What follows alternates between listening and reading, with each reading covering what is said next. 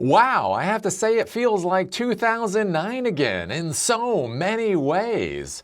Not just simply because the economy is about to fall apart, but also in the technology realm too. Some of the kids out there may have forgotten this or may not have really been alive long enough to remember, but back in the old days when the PlayStation 3 came out, there was an interesting thing out there where basically people were able to load Linux onto PlayStation 3s and they were able to get very capable computers for a relatively low cost. If you go back to the 2008-2009 timeframe, PlayStation 3 came out, and the curious thing with the video game console makers, at least at that time, is they considered the consoles loss leaders. So the idea is sell the console for either less than it cost to build or right about what it cost to build, so that there was no profit there. There might be a loss, but then the console makers will make all of their money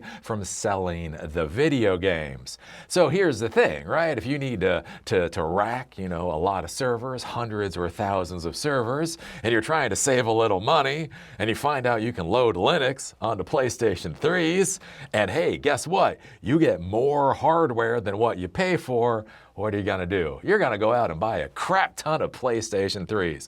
I do believe even the U.S. Air Force went out and had a PlayStation 3 cluster. I crap you not. That is how popular the idea was. Sony did not like this idea. They came up with a new version of the firmware, and then they killed that thing about as quickly as it became possible. But it kind of is an interesting idea. Again, basically the idea, what if you turn your game console into just a normal standard computer? And to be clear, if the technology business world worked in a sane fashion, right, that should be fine, right? If Sony or Microsoft or whoever else, they make their little profit margin off of selling the hardware, why should they care whether you're running God of War or whether you're running Ubuntu on that system, as long as they sell the system? But again, remember, this is the world of technology business, and so nothing is as simple as sell a product, get profit, ergo everything kind of went to hell. So I think this is kind of interesting with the PlayStation 5 now. It looks like they have come up with a loader for Linux for PlayStation 5, and so now you'll be able to put Ubuntu 24.04 onto your PlayStation 5. I don't know. It's 2026. PlayStation 5 has been around since like 2020. So wow, can you believe the PlayStation 5 is like a 5 or 6 year old system already? And not only that, but the price of PlayStation 5s are going through the roof. Apparently, like the new PlayStation 5 Pros are like $900. So I have not gone out and spec'd building a brand new system in 2026. But I do question how much value you get out of using a PlayStation 5 versus just going out and building your own machine. But who knows? Who knows? If the RAM apocalypse keeps going like it's going, if the rest of the insanity in the hardware world keeps going like it's going, maybe it'll make sense to create a PlayStation Linux cluster again. If you take a look here, again, this is coming from Tom's Hardware. PlayStation 5 Linux loader goes public, turning fat consoles into full Linux PCs. Build script includes bootable Ubuntu 24.04 image, can output 4K games at 60 frames per second. So apparently you get all the functionality. Security engineer Andy Nguyen, known online as The Flow, has publicly released a PS5 Linux on GitHub, a complete tool chain for booting Linux on PlayStation 5 fat consoles running firmware versions 3 through 4. The project, which she demonstrated running a GTA 5 Enhanced Edition via a proof of concept in March, is now a documented, reproducible process that anyone with compatible hardware can follow. The release includes a Linux payload that exploits a patched hypervisor vulnerability, a build script that produces a bootable Ubuntu 24.04 image, tools for M.2 SSD installation, and a fan and CPU GPU boost control utility. He also credits several other contributors, blase. Only PS5 fat consoles on older firmware, 3, 310, 320, 21, 4, 402, so on and so forth, are supported. He's saying having said support for 1 and 2 may come later, but that's not a priority. Firmware 5 could eventually work, though Linux would run inside Sony's Game OS virtual machine with reduced performance and known limitations, while anything 6X or above is ruled out entirely. Users who want to downgrade or sideload a specific firmware version can do so using Sony's official reinstall process with the correct pup file. So I think this is kind of an interesting thing too. So basically the idea, as you're saying here, is that it'll work in everything from 3 to 4.51. It won't work on 1 or 2. Will work sort of on 5 and won't work at all at 6. But the idea here is that you can just simply install the proper firmware that you want using Sony's official process, which, you know, the big question will be how long that official process lasts for.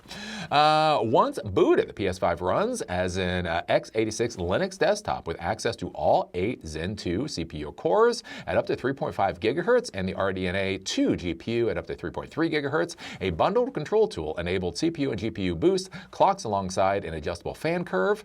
He warns users should always enable the fan profile when boosting, as the console's cooling was designed for Sony's own power management. The system outputs video and audio over HDMI at 1080, 1440, or 4K at 60 Hz. All USB ports remain functional, so users can optionally install Linux onto an M.2 SSD inserted into the PS5's expansion slot, turning it into a dedicated Linux partition separate from the console's internal storage. The internal SSD is never modified, and the console can return to normal PS5 operation on a standard boot. It's worth noting that PS5 Linux is a soft mod, not a permanent installation, meaning that the exploit must be rerun each time you boot into Linux. So basically that looks like it's a bootable thumb drive essentially. So with Linux, again, if you're using Ubuntu, you can just plug a thumb drive into most computers. You can boot off of that, get everything to run. So that's what it looks like here. So the idea is basically you have a live drive, you boot off of that, and then you can install into an external M.2 SSD if you want. So it'll be curious to see where this goes. I'm not really pro or con this particular idea. Again, with the PlayStation 5 being 5 or 6 years old at this point in time, this should be a nothing burger. In a sane, normal world, this should be a nothing burger. But we're not in a sane, normal world. This is 2026, motherfuckers. And so in 2026, I don't know. I mean, it might make sense, especially like if you're looking at building things like clusters. So you think about with things like with artificial intelligence or like with storage clusters or database clusters, any kind of system where you're going to be clustering, right? You basically need a lot of high quality standardized hardware. And one of the things that's amazing about games consoles is that the crap basically just works. It's weird how you like use a Windows computer and it like glitches out all the time, but video game consoles are ridiculously solid. And the reason is because video game players wouldn't deal with the same crap that Windows users would deal with, right? You know, blue screens of death and all that kind of stuff. That is not going to make the video game folks happy. So the hardware and the software and all that is incredibly solid on these game machines. Again, I go down, I play my PlayStation 5. I'm playing, I don't know, Ghosts of Titicaca or whatever the hell it is I'm playing right now. And that damn thing, you know, it never blue screens on me. So you think about it, right? If you have a very solid system, it might be worth it to basically buy, you know, 100, 200, 1,000 of those things, install Linux, right? If you can install Linux onto it and you can install any kind of Linux software, again, any kind of database services that would be kind of a clustering type thing, that might be an incredibly powerful system. And there might actually be a lot of reason on why you might do that. So it'll be curious to see how far this goes. My guess, where I put $5, my guess is Sony locks this shit down. And you're not able to do this in about 30 days. But who knows? It's 2026. Strange things might happen. So what do you think about this? What do you think about running Ubuntu on your PlayStation 5? What do you think about the fact that 5 or 6 year old gaming hardware that is increasing in cost by the day might actually be a valid consideration compared to the cost of other hardware at this point in time? Do you remember when they were building those PlayStation 3 clusters? Again, I do believe it was the Air Force. What do you think about this kind of stuff? What do you think about the fact that game consoles are so stable and yet other computers are kind of quirky? I don't know. Put your thoughts down below. With that, see y'all later.